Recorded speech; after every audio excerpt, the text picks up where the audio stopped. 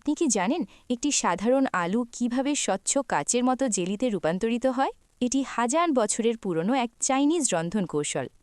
প্রথম ধাপ হল আলুর কোষ প্রাচীর ভেঙে তার ভেতরের স্টার্চ বা শ্বেতসার বের করে আনা।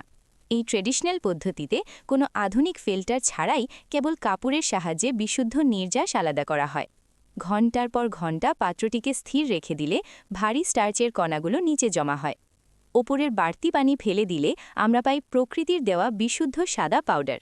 যখন এই শ্বেতসারকে নির্দিষ্ট তাপমাত্রায় গরম পানির সাথে মেশানো হয়, তখন এটি জিলেটিনাইজেশন প্রক্রিয়ার মাধ্যমে ঘন এবং স্বচ্ছ হতে শুরু করে। ক্রমাগত নাড়তে থাকাটাই এখানে সবচেয়ে বড় পরীক্ষা। ভাপে সেদ্ধ হওয়ার পর এটি যখন জমে যায়, তখন একে বলা হয় লিয়াংফেন।